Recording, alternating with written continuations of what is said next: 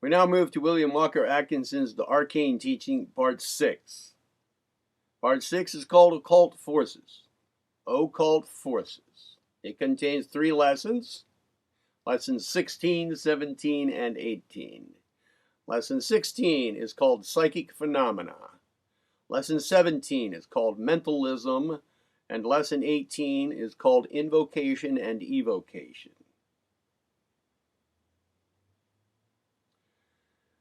Part 6, Occult Forces. Lesson 16, Psychic Phenomena. Commencing here in a moment. Lesson 16, Psychic Phenomena.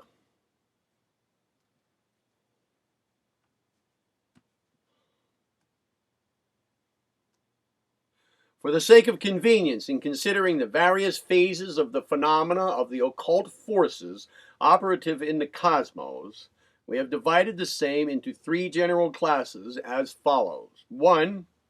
Psychic phenomena, consisting of the manifestation of the phases generally known as clairvoyance, clairaudience, psychometry, telepathy, etc.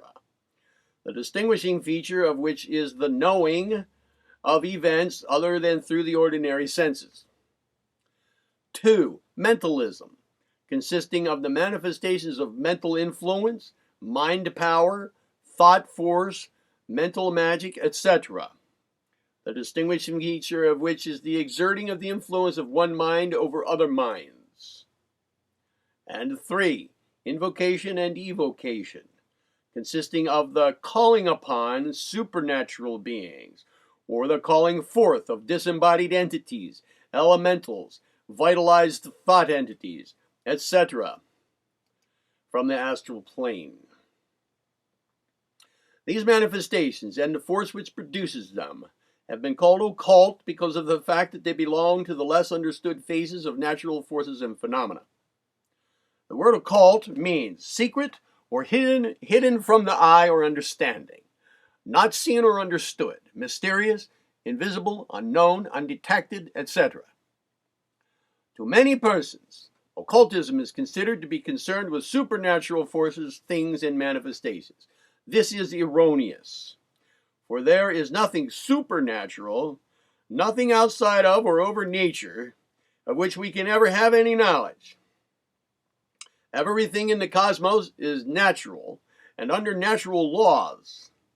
The law is the only supernatural that there is or can be, and we can know it only as being in actual existence. We can know nothing of its inner nature, for it is not a thing with attributes, qualities, or limitations as we understand those terms. Everything in the cosmos is natural, the unknown as well as the commonly known. Therefore, when we say occult, we merely mean some natural thing, force, or manifestation not commonly known or recognized by men.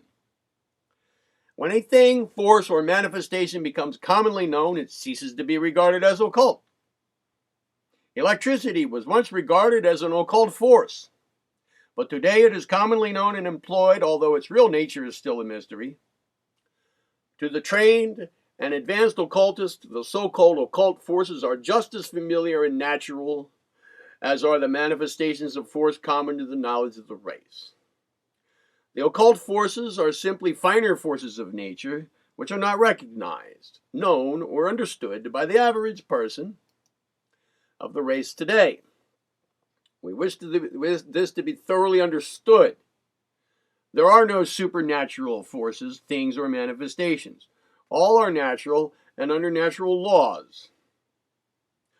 Let us now proceed to a consideration of the class of occult phenomena which we have grouped under the subtitle Psychic Phenomena, and which are known severally as clairvoyance, clairaudience, psychometry, telepathy, etc., the distinguishing feature of which is the, so to speak, knowing of events through other channels than the ordinary senses. These several phases are but modifications of one general phenomenon, astral sensing. The majority of modern writers upon the subject of psychic phenomena lay great stress upon the vibrations, waves, currents, etc., by which psychic impressions are transmitted from one mind to another, or by which one senses occurrences in points of space far removed from him. We have no objection to these terms, for they represent the best available words to describe the actual details of the manifestation. But these words must be used understandingly. The idea, so commonly advanced, that these vibrations or waves or currents are but forms of etheric vibrations, similar in nature to the waves of light, heat, and electricity, and material magnetism, etc., is erroneous, and gives a materialistic tinge to phenomena which are of a much higher plane than that of material forces and substance. While there is a general resemblance between all planes of the manifest cosmos, owing to the law of analogy, which causes correspondence on all planes, as above, so below, and from one know all, still, the vibrations, waves, and currents concerned in psychic phenomena and mentalism belong to an entirely different plane from that of those concerned in the manifestation of light, heat, electricity, etc., which belong to lower planes. In the preceding lessons, we have shown you that there are three principles manifesting and active in the cosmos: substance, motion, and consciousness. In each of these three principles, there are manifested correspondences, which we may call vibrations, waves, currents, etc. On the plane of substance, we have vibrations and waves of matter, which result in the various forms, shapes, and action of material objects. This is caused by the principle of motion acting upon the principle of substance. Much that we call energy or force is but the appearance of fine degrees of substance energized by motion. Electricity, for instance, is but a fine form of substance, so energized. The ether itself is but a fine form of substance, almost approaching pure energy, but not passing over the line which divides energy from substance. There are also vibrations and waves of pure motion, which may be considered mentally as independent of substance, although we can never know them as such. There is a plane of pure motion, which is unthinkable except to minds which have been trained to grasp the subject. And likewise, there are vibrations, waves, and currents in the principle of consciousness, produced by the action of motion upon that principle. And it is to this plane that the vibrations, waves, and currents concerned with psychic phenomena properly belong. They are not waves in the ether, for the ether is on the material plane. They are waves in the mind principle itself, which is quite another thing. Without attempting to lead you in an extended discussion of the scientific details of the matter, we would call your attention to this one fact, which should serve to guide you, to give you a plain mental picture of the phenomenon, a general outline of a picture, into which you can fill the details as you proceed in the study and experimental work along these lines. This general statement is as follows. The cosmos is known to be practically a great world brain, in which thoughts become things, taking on a substantial form.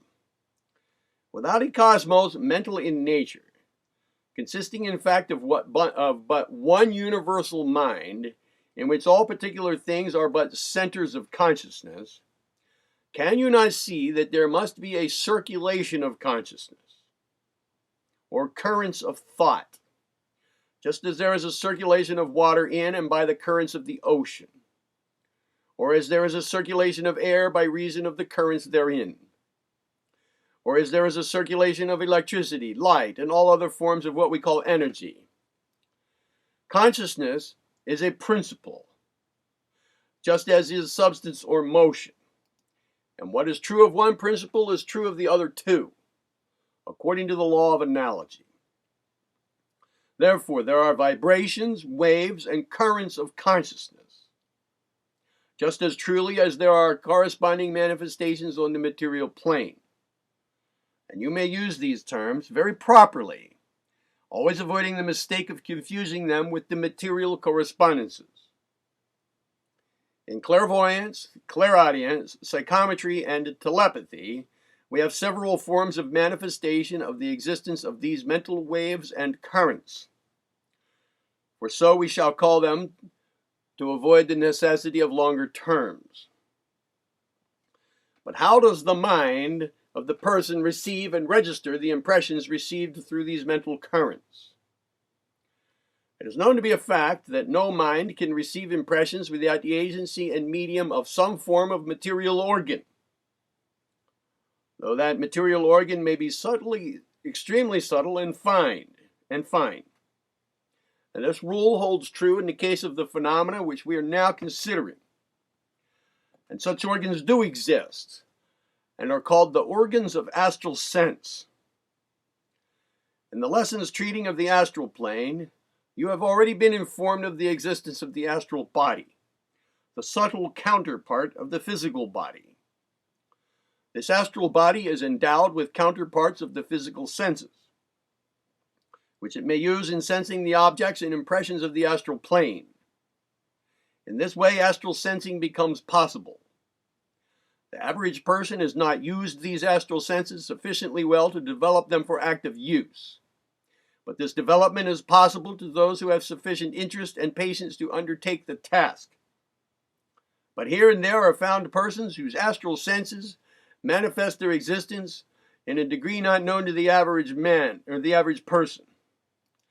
These persons become very sensitive to the impressions of the astral plane, and although, as a rule, they are untrained and do not comprehend the nature of the phenomena, still they afford conclusive proof of the existence of the faculties in question. We shall not attempt to prove the existence of psychic phenomena in these lessons. We have not the space at our disposal, nor is it within the scope of this particular work. Evidence of such nature as to convince any unprejudiced persons may be found in many books on the subject, notably the reports of the English Society for Psychical Research. Moreover, many persons have experienced these facts in their own lives. Let us consider the phenomenon generally called clairvoyance, which is defined as a faculty or power by which the clairvoyant is able to see mentally things concealed from sight, to see and describe things happening at a distance. With the exception of cases in which the person actually travels in his astral body to distant scenes, and their witnesses with his astral senses the events actually occurring there, all clairvoyance otherwise results from one general cause and in the same general way. Let us suppose an event occurring in a distant place. In the manifestation of that event, there occurs a constant, regular, and continuous series of conscious states on the part of all the things concerned therein. Not only on the part of all the living things is there consciousness manifested, but there is a consciousness manifested by all inanimate things present at the scene. Things inorganic as well as organic, in the usual use of the terms. Now, as we have said previously, in lesson 4, those who have studied along occult lines have become aware of the existence of mind and consciousness in so-called inanimate objects, the minerals, the metals, etc., and even in the atoms, and finally in the ether. Everything in the manifest cosmos has some degree of consciousness. We said that in lesson 4. This being so, it follows that such consciousness must follow the natural law and transmit waves or currents, waves and currents of consciousness, which travel and circulate on the astral plane where they may be sensed by those astral organs attuned to receive them. Just as the Marconograms may be received only by instruments keyed to the proper degree of receptivity, so may these currents be received only by those who are in tune with them. On whose astral senses are sufficiently sensitive, one whose astral senses are sufficiently sensitive and attuned may receive and register these currents, just as the physical eye registers the light waves of the ether, or the ear the sound waves of the air. There is not necessarily a projection of the astral body to the scene of the happening, The astral senses register the impressions received from the currents of consciousness. To those who may doubt the reasonableness of sensing things and events over thousands of miles, we would say that it is simply an astral correspondence of the physical phenomenon of sight, whereby impressions are received from the distant stars over billions of miles, over distances so vast that it requires centuries for the light waves to travel. And remember this, the physical eye never actually sees the outer objects themselves, but merely sees the effects produced upon the nerves by the waves of light. Nor does a person fail to see the outside object, but he also fails to see even the light waves themselves. He merely sees certain vibrations of nerve substance set up in the brain by the action of the light vibrations. And this is in every sense no less wonderful than the phenomena of astral seeing, which we have just described. Merely a little more common and familiar, that's all.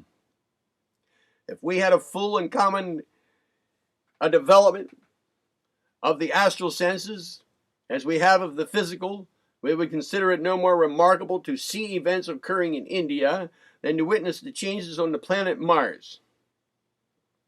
One is as natural as the other.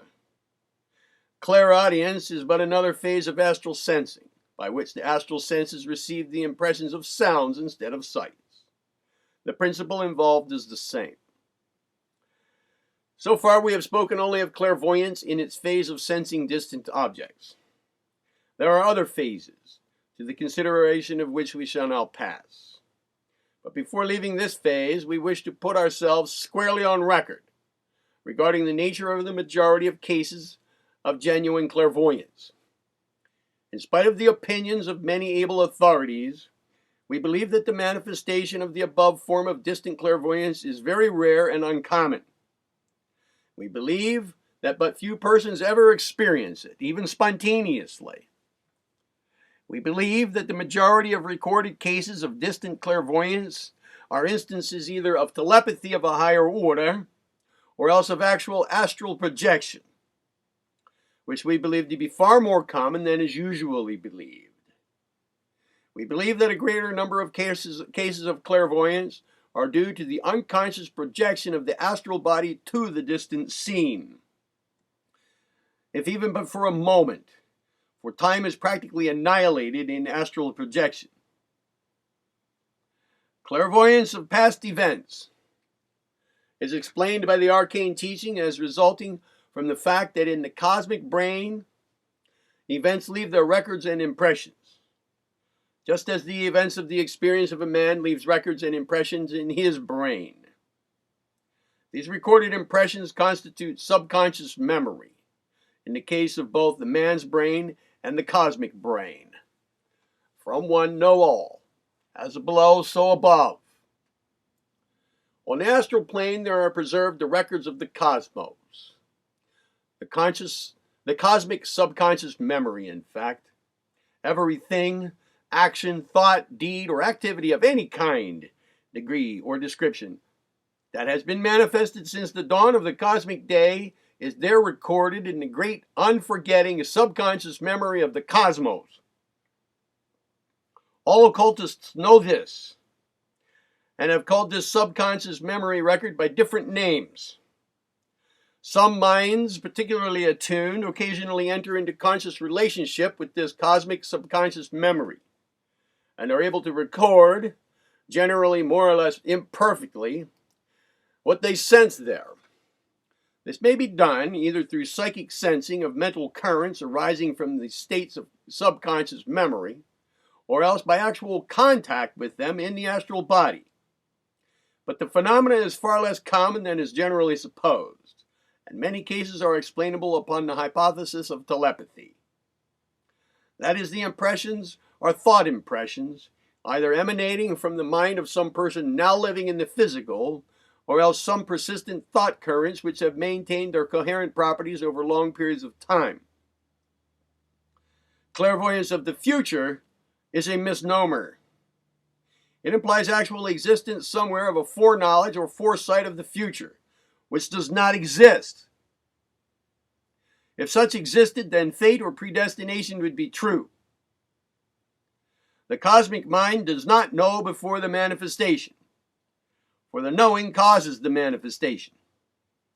But the phenomenon which is known to the name of clairvoyance by the name of clairvoyance of the future does exist, although the theories concerning it are erroneous. It is true that occasionally individuals seem able to foretell with more or less accuracy the events which afterward come true, at least partially. The secret consists in the fact that the laws of orderly trend and sequence being operative, there must always be in existence the shadows cast by the approaching events. That is, active causes operating in the direction of bringing about certain effects. Among these active causes, desire and mental pictures in the minds of living human beings play an important part. The clairvoyant, perceiving the evidences of these active causes in the astral, are often able to make very good guesses or intuitive conjectures of the events which will follow. Just as one may predict something that will happen tomorrow from something that is happening today. But there is no certainty about the prediction in either case. For there may be, and generally are, other causes which will play their part at the time of action and thus defeat the entire prediction. Clairvoyance of the future perceives probable effects of existing causes, but no more. The future is not in existence in the mind of any being, not even in the mind of the cosmos. Make no mistake about this. Even astrology can indicate only probabilities of the future. Psychometry, or the receiving of impressions from inanimate objects, by which one enters into rapport or psychic connection with the previous environment of the object, thus learning its previous history, particulars of its environment, etc., is explained by the fact that in the object's consciousness, for all objects possess a degree of consciousness, there is preserved a memory of its past environment, history, and so forth, which may be read by the mind attuned to the impressions. Not only this, but the object is still astrally connected by psychic filaments with its previous environment, and the clairvoyant may thus enter into rapport with the latter and its stored up memories. The object gives the clairvoyant the loose end of the psychic ball of memory and association, which he then unwinds. And that is the end of chapter 16.